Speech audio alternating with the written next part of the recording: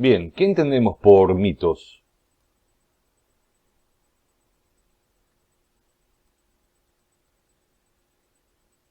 En un sentido, diríamos, amplio, entendemos por mitos como aquellos relatos bíblicos, históricos, de orden mitológico, generalmente haciendo referencia a la Grecia antigua, buscan explicar la realidad del mundo apelando a dioses, semidioses, héroes, y a través de estos relatos, cuando son contados de un modo crónico, de un modo permanente, de generación en generación, pueden llegar a formar parte de nuestro sistema de creencias.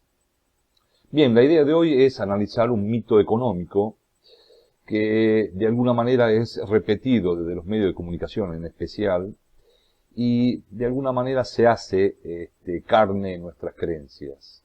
Por eso vamos a tratar de ver si hay alguna relación entre esta pequeña definición de mitos y este mito económico. Antes de esto, les dejo el siguiente pensamiento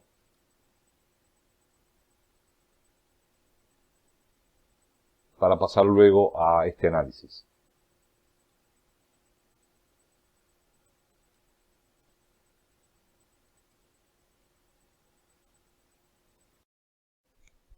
Bueno, el tema que nos convoca hoy es hablar un poco sobre devaluación. Devaluación, en ese sentido, parecería ser que es algo que empieza a ser recurrente en los medios de comunicación y cada vez se escucha más que es necesario forzar a la economía una devaluación porque esto sinceraría los precios y le daría otra dinámica a la economía, en especial en un estado de recesión, impulsaría a una reactivación o una mejora en algunas variables macroeconómicas. Eso es lo que empiezan a sostener algunos comunicadores sociales. Y bueno, lo que se trata este pequeño video es de empezar a desarmar algunos discursos que vienen dados de los medios y intentaré en ese sentido explicarlo de la manera más sencilla y amena. Bueno, la pregunta que queda planteada es ¿a quién le conviene que exista en la Argentina una devaluación? Uno está tentado, en primer lugar, a pensar que el primer beneficiario de una devaluación en Argentina es un empresario, ¿no? Es un poco la incógnita que tenemos. Ahora, cuando hablamos de empresario o el empresariado en general, ¿a qué tipo de empresario nos referimos concretamente? Bueno, si lo tenemos que categorizar a aquel empresario que le es favorable una devaluación, podríamos comenzar diciendo que aquellas empresas que tienen ciertos intereses económicos en varios países, o dicho de otra manera, si una empresa tiene radicado su capital y su casa matriz en un determinado país y tiene distintos tentáculos en otros, tiene distintos intereses económicos en varios países, porque se trata ya de una empresa del tamaño tal que lo podemos llamar una verdadera corporación. A ese tipo de empresariado es lo que en principio generalmente se ven favorecidos en una devaluación y son los que pujan para que exista. Entonces, una segunda característica que podemos mencionar sobre este tipo de empresariado, podemos decir que son aquellas empresas que tienen la capacidad de influir tanto en los gobiernos nacionales, provinciales o municipales, a través de distintas formas y maneras de ejercer un lobby, una presión. Generalmente uno tiende a relacionar que las presiones comienzan desde los medios de comunicación, cuando algunos analistas políticos, economistas, bajan esa idea de la necesidad de que se genere una devaluación como una forma de sincerar los precios y que esto es una necesidad que busca el empresario para poder reactivar y confiar en el país. ¿Mm?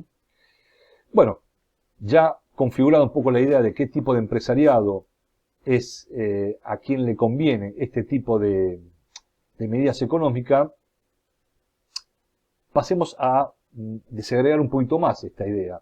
¿Cuál es la real conveniencia y por qué le conviene a esta clase de empresas una devaluación?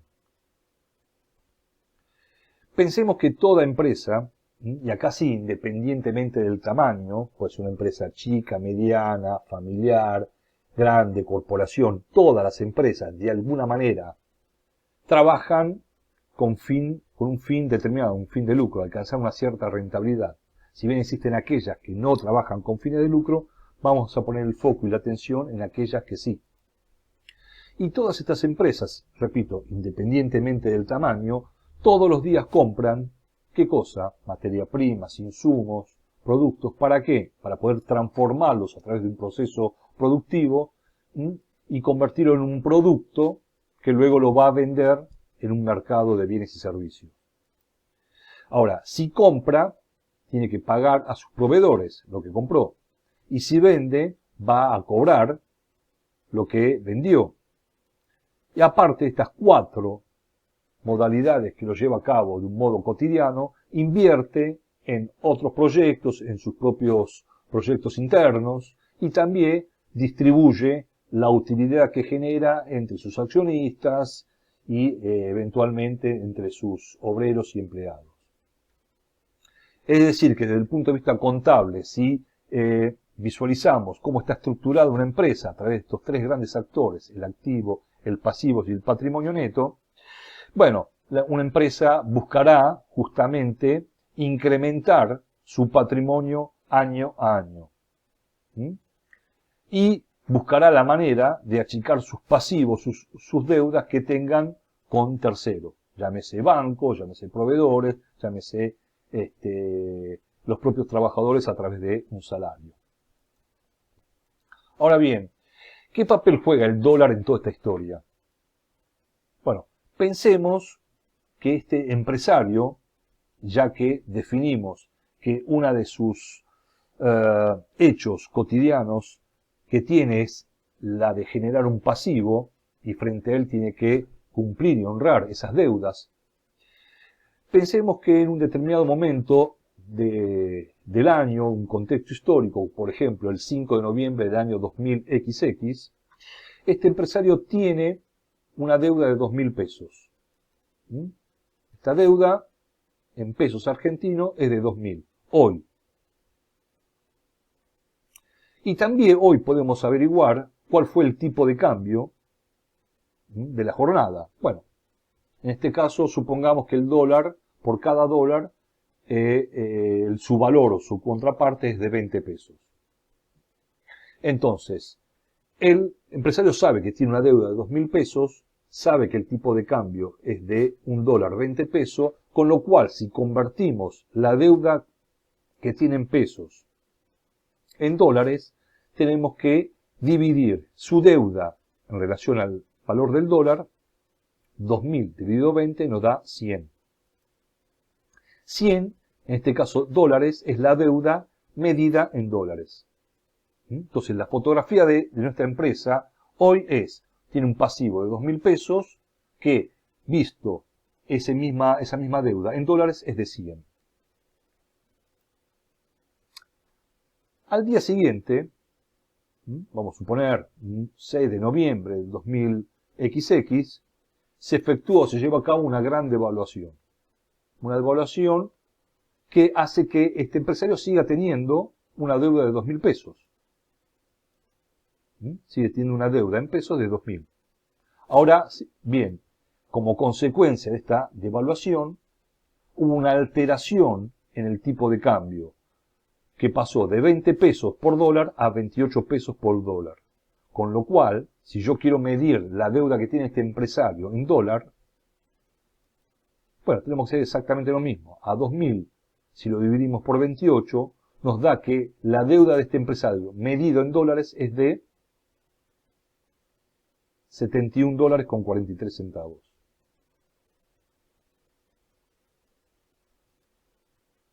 ¿Y cómo llamamos a esta modalidad devaluatoria?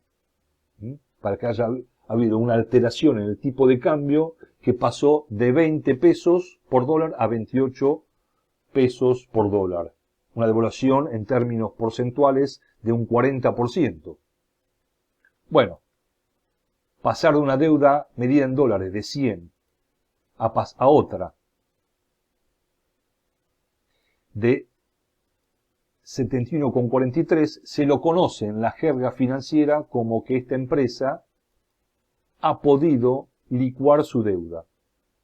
Licuar deuda no es ni más ni menos que el beneficio que encuentran estas grandes corporaciones cuando presionan para la existencia de una devaluación. Tienen un pasivo, una deuda, que antes era de 100 y ahora de 71,43. Con lo cual, si iba ayer a sus proveedores con un billete de 100 dólares, ya que ellos tienen la capacidad de comprar dólares, porque tiene espalda financiera, estamos hablando, no olvidemos de qué tipo de empresas se trata este análisis, de corporaciones.